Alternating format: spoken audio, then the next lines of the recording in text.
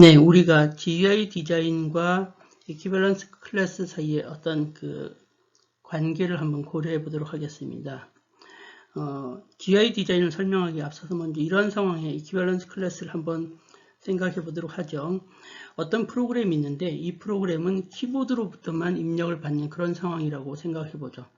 그렇다고 하면은 이런 경우에 데이터를 입력할 때 어떤 오류를 유발할 가능성에 대해서 항상 고려해야 됩니다. 예를 들어서 어떤 프로그램이 있고 이 프로그램이 입력 변수 x가 있어요. 근데 이 입력 변수 x는 0에서 4 사이의 그 범위에 있는 정수 값을 이제 입력으로 받는 그런 경우다라고 생각해 보죠. 그렇다고 하면 이런 프로그램을 테스트할 때는 반드시 그 입력값 x가 레인지 0과 4 사이를 벗어난, 즉 out of range 이 상황에서의 즉 범위를 벗어난 값을 입력하는 그런 상황에 대해서도 반드시 테스트할 수 있도록 고려해야만 한다라는 거죠. 다음의 경우를 생각해 볼까요? 이 경우는 앞의 경우와 정반대되는 경우입니다. 즉 애플리케이션의 모든 데이터 입력이 다 GUI 프론트엔드를 통해서 입력되는 그런 경우라고 생각해 보죠. 그래서 이때 GUI는 어떤 입력 변수 X에 대해서 정확하게 5개의 어떤 선택을 할 수 있는 그런 값을 제공한다라고 해보죠. 그렇다고 하면 이런 경우에 있어서 변수 x의 값으로 out of range, 즉 범위를 벗어난 값을 가지고 애플리케이션을 테스트한다라고 하는 것은 사실상 불가능해요. 왜냐하면 항상 사용자가 선택할 수 있는 것은 정확하게 GUI를 통해서 제공되는 정확하게 5개의 값만이 제공되기 때문에 다른 값을 선택할 여지가 없는 거죠. 그래서 이 경우에는 x의 값은 항상 그 코렉트한 밸류만이 이제 입력으로 제공된다는 거죠. 이렇게 본다고 하면 우리가 GUI를 통해서 소프트웨어를 설계한다라고 하는 것은 GUI를 제공함으로써 사용자가 소프트웨어 시스템을 사용하기 쉽게 하는 그런 어떤 사용성 측면에서 이점도 있겠고, 또한 그 데이터 입력 과정에서 오류를 유발할 가능성을 낮춰주는, 거의 없애주는 어떤 신뢰성 측면에서 개선된 측면도 분명히 있다는 거죠.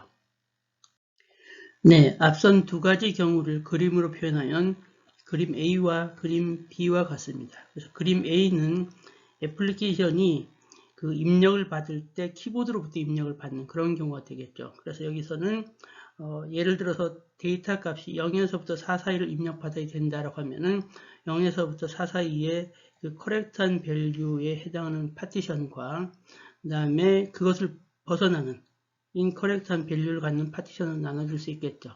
그걸 다시 세분하면 0보다 작은 경우와 4보다 큰 경우에서 이렇게 나눠줄 수 있겠고, B의 경우는 이 애플리케이션이 GUI를 갖고 있어요. 그래서 이 GUI는 GUI를 통해서 항상 커렉트한 값만 선택할 수 있도록 하는 그런 경우가 되겠죠. 예를 들어서 어떤 프로그램에 라디오 버튼이 있어서 1, 2, 3 하면 딱 하나를 선택하면 딱 그 값만 선택되도록 하는 그런 식으로 해서 하는 경우에는 이 경우에는 항상 입력이 커렉트한 값만이 이제 입력으로 들어가는 그런 경우가 되겠죠.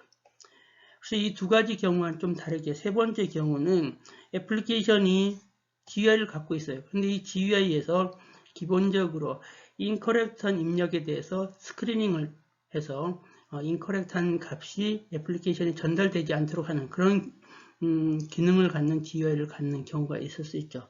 예를 들어서 입력이 여기서처럼 그 라디오 버튼이나 메뉴가 아니라 어떤 텍스트 박스로 그 텍스트 박스 형태로 해서 여기 어떤 데이터 값을 입력하는 그런 경우다라고 하면은 이 경우에 이 입력된 데이터들을 미리 이 GUI를 통해서 그 스크리닝하고 체크해봄으로써 부정확한 값이 입력되는 경우를 방지할 수 있겠죠. 그런데 이 경우에는 그러면 테스트 과정에서 본다고 하면, 테스트 관점에서 본다고 하면은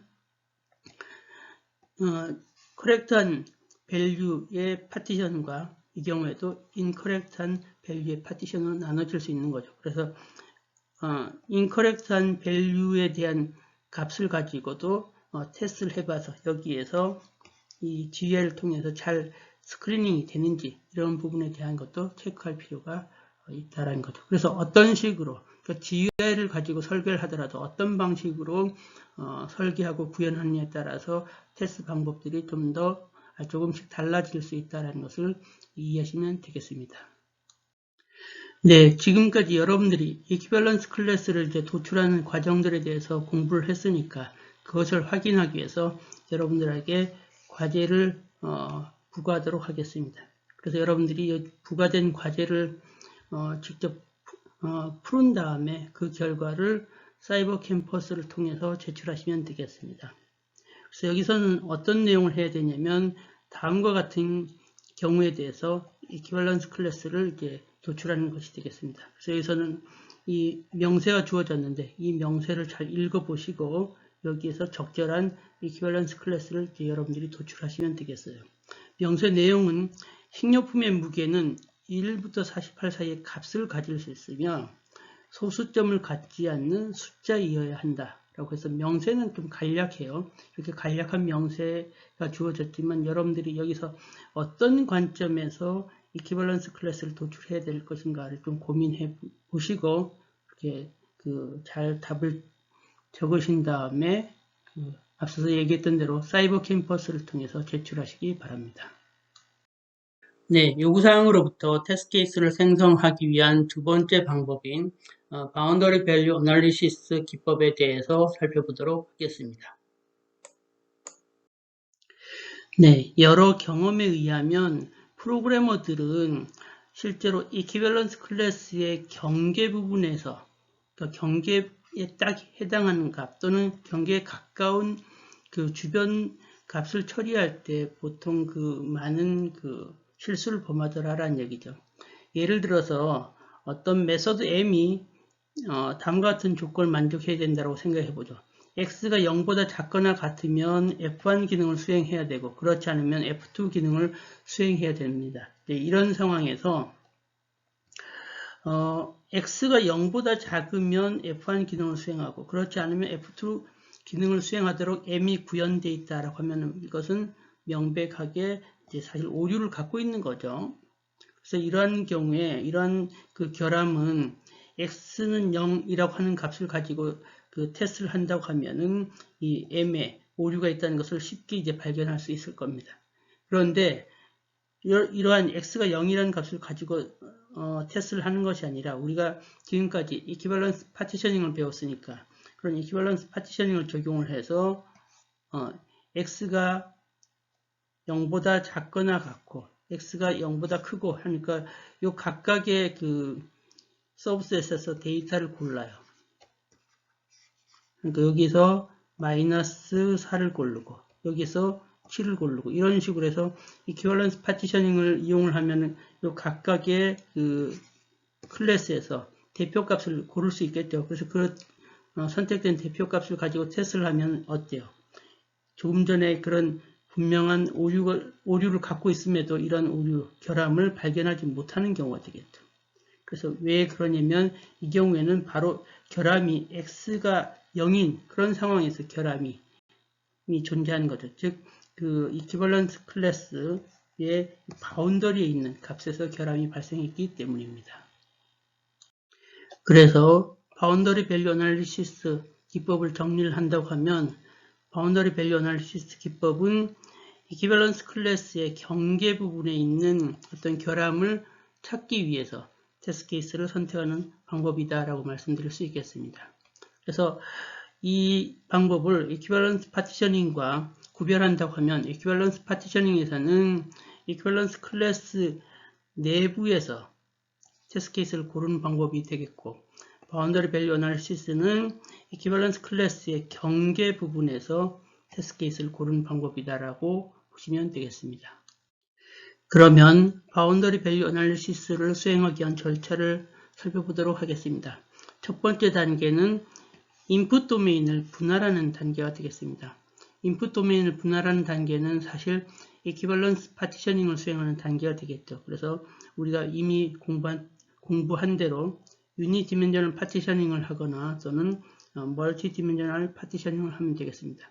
그 다음에 두 번째는 이렇게 인풋 도메인이 분할되고 나면 각각의 파티션에서 경계 부분을 이제 파악을 하는 것이 두 번째 단계가 되겠고요. 이제 세 번째 단계는 바로 그러한 경계 부분에서 바운더리 밸류, 즉 경계값들을 테스트 데이터로 고르면 되겠습니다. 어때요? 절차가 매우 간단하죠? 그래서 여러분들이 에퀴밸런스 파티셔닝을 통해서 테스트 데이터를 고르고 그래서 테스팅을 수행하고 난 다음에 그러한 파티션에서 경계 부분을 찾고 그 경계 부분에서 경계값을 테스트 데이터로 고르고 하면은 바운더리 밸류 어널리시스를 통한 그 테스트 케이스를 도출할 수 있다라는 거죠. 네, 그러면 예제를 통해서 바운더리 밸류 어널리시스 과정을 따라가 보도록 하죠. 여기서는 find price라고 하는 모듈이 있어요. 그래서 find price라고 하는 모듈이 있는데 이 모듈은 입력값으로 아이템 코드 값을 99에서 999까지의 범위에서 아이템 코드 값을 입력을 받고 그 다음에 퀀터티를 1에서부터 100 사이의 값을 이제 퀀터티로 입력을 받아요. 이런 경우에 이 아이템 코드에 대한 이퀴밸런스 클래스는 이렇게 세 가지가 생기겠죠. 그 다음에 퀀터티에 대한 그 이퀴밸런스 클래스도 이렇게 세 가지가 생기겠죠. 네, 바운더리 밸류 어널리시스 두 번째 단계는 경계를 파악을 하는 거죠. 그래서 앞에서 봤던 그 find price에서의 이퀴밸런스 클래스와 경계 부분을 살펴보면 다음 그림과 같습니다. 그래서 여기서는 바운더리 부분은 빨간 X로 표시했고 그 바운더리의 주변 값은 이제 별표로 표시했어요. 그러면 아까 아이템 코드는 99에서 999 사이 값을 갖는다고 했었죠. 그것이 E2 클래스가 되겠고 그 다음에 그 아래가 E1 클래스, 그보다 큰 것이 E3 클래스가 되는 거죠. 그래서 여기서는 경계값은 99, 999가 경계값이 되는 거고 그 경계값 주변값은 뭐 98, 100 또는 998, 1000이 그 경계 주변값이 되는 거죠. 네, 세 번째 단계는 테스트 셋을 이제 구축하는 단계가 되겠죠. 그래서 여기서는 테스트 케이스를 고르기 위해서는 이 바운더리에 있는 값과 바운더리 주변 값을 반드시 포함하도록 테스트 케이스를 이제 구성하면 되겠습니다. 그래서 그렇게 얻어진 테스트 셋은 다음과 같이 이제 나타날 수 있겠죠. 여기서 T1, T2, T3는 아이템 코드가 99를 중심으로 해서 경계값과 경계 주변값, 그 다음에 퀀터티는 2를 중심으로 해서 경계값과 경계 주변값을 해서 얻어진 결과가 되겠고요. 그 다음에 T4, T5, T6는 999 아이템 코드의 999를 중심으로 한 경계값과 주변값, 퀀터티에서는 100을 중심으로 해서 그 경계값과 경계 주변값으로 해서 테스트 케이스가 이제 만들어진 경우가 되겠죠. 네, 다음은 바운더리 밸류 어널리시스에 대한 과제입니다. 그래서 문제가 두 개가 있는데 첫 번째 문제는 방금 전에 살펴본 테스트 T, 그 테스트 T가 베스트 솔루션이냐, 즉 베스트 테스트 셋이냐라고 하는 것을 대해서 여러분들이 이제 의견을 기술해 주시면 되겠어요. 그다음 두 번째는 우리가 아이템 코드에 대한 그 인밸리드 밸류를 고려할 수 있겠죠. 또한 퀀터티에 대한 인밸리드 밸류를 고려할 수 있겠죠. 그래서 이러한 그 아이템 코드에 대한 인밸리드 밸류와 퀀터티에 대한 인밸리드 밸류를 앞의 경우는 같이 고려했는데 그것을 디퍼런트 테스트 케이스로 서로 다른 테스트 케이스로 이렇게 분리할 때 그런 분리할 때 이점은 뭐냐라고 하는 것에 대해서 여러분들의 의견을 기술해 주시면 되겠습니다. 이 경우에도 여러분들이 그 과제를 수행한 다음에 그 결과를 사이버 캠퍼스에 과제 제출을 통해서 제출하시면 되겠고 앞에 과제랑 이 과제를 같이 하나의 파일로 해서 제출하시면 되겠습니다. 그러면 끝으로 바운더리 밸류 어널리시스를 수행함에 있어서 권장할 만한 권장사항을 살펴보도록 하겠습니다. 우리가 인풋 도메인에서 어떤 경계값을 찾는 그런 과정에서는 그 인풋 변수들 간에 존재하는 릴레이션십을 아주 주의 깊게 조사할 필요가 있겠습니다. 이렇게 주의 깊게 조사하다 보면 기존의 인풋 변수 또는 아웃풋 변수로부터 얻어졌던 그런 이퀴밸런스 클래스에서 명확하게 드러나지 않았던 그런 어떤 바운더리라고 하는 것이 새롭게 좀 더 명확하게 드러날 수 있다는 거죠. 그래서 바운더리가 명확하게 드러날수록 그런 부분에 있어서 그 테스트 데이터를 고를 확률이 이제 점차 높아지는 거죠. 그다음 두 번째 경우는 우리가 인풋 도메인의 파티션을 사용을 하는데 가능하면 이퀴밸런스 클래스의 프로덕트를 통해서 얻어진 인풋 도메인의 파티션을 사용하라. 달리 얘기하면은 유니 디멘셔널보다는 멀티 디멘셔널을 통해서 얻어진 파티션을 사용을 하라라는 얘기입니다. 그렇게 하면은 추가적인 테스트 케이스를 얻을 가능성이 있다라는 거죠.